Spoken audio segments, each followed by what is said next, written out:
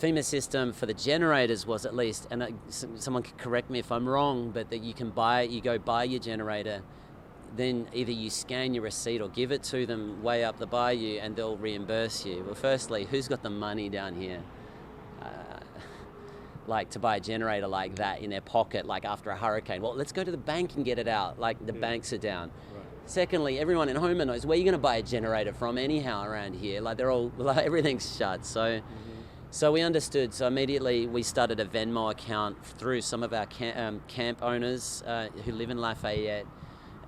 Frank Cardinal, God bless you, all of the men that work down there have been helping us out.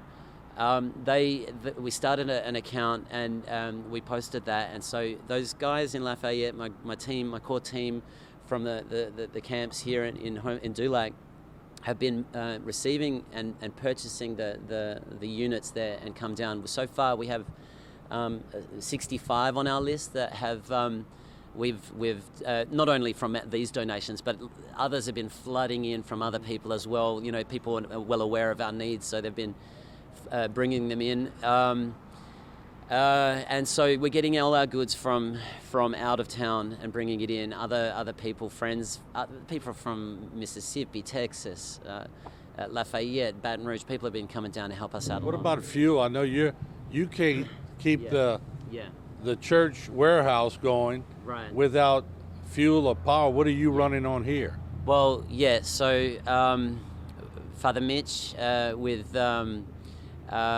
his friends, the Wagaspack community company, and also the Downs Up non-profit, they came down and brought an 18-wheeler, and we helped fill out. That was last week. We've also had a crew come down from, I think, Alexandria come down to help us out with some drums of gas, and that's helped us out. We will need more in the now that everyone gasoline or diesel. Majority of gasoline. There's a minimal amount of diesel, but yeah, if we could get people to help us out with that, like at least once a week, a good load. Like if someone wants to help us out, we need, because now everyone's running on gasoline. That's the big need. Right. So we got still another list of another 50 generators that are necessary.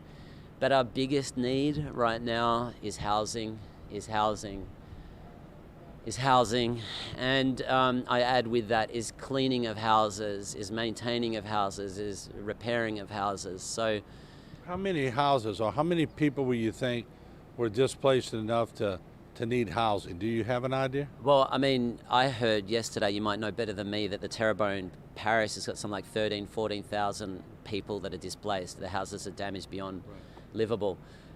We have a list just from the people who flow through here of at least 50 in our circle that are living in tents, living in their car, living in houses that are crammed with other families. I mean, that's everyone now. Right. Or living in one room of the house, the rest of the house is destroyed, and the mold is starting to creep up, and it's a state of, like, they're waiting for FEMA to somehow magically help them. They're waiting for their insurance companies, if they have it, to help them, and it's not going to happen for a long time. And if FEMA's helping, they get, like, I just spoke with a woman now who lost everything. She's in New Iberia. She's lost everything. Until October, they'll help her in this motel. But then what? They want to come down. They want to start fixing their house. They want to build. They want to start shrimping again. They want, to get their income in. But there's no way at the moment. Like, what do they have no housing. So, well, let me ask you this, because, and I can donate a generator because we have power back in Homer. Yeah. But I'm not saying that to one up anybody, but I'm making a personal challenge now to anyone watching who has power now at their house, and they might have had a generator. Yes. Can they just drop it off here? They can come down here. I mean, like, I'll show you my list. Yeah, absolutely. I mean, without showing the names on the screen, but like, so these are still the ones that let the camera get a shot. I mean, like, just for the privacy, I don't know, but like, these are lists that these are still needed. These are still needed. That's still needed. These are still needed. These ones we've already given out. So we've. So I'd say another 40 or another 50. I don't think it will take long to reach that. So I imagine we might get an influx now that more than we can handle. But I mean, like, I'm sure that if someone could, we would definitely use that. I mean, more than all of these houses, and there are people who want to repair their house, they can't do it without a generator either. So all of them will be gladly accepted. Yeah. And you know what I've always known about the residents of Dulac, goes as well for all the Bayou communities. They don't wait on somebody to tell them to rebuild. They're out there rebuilding already because they're so used to it, and with the insurance the way it is, they have no choice. Yeah, well, yeah, but some problems are that the insurance will tell them they can't because they need to have the adjuster look at it, whatever. So they're stuck in this catch-22.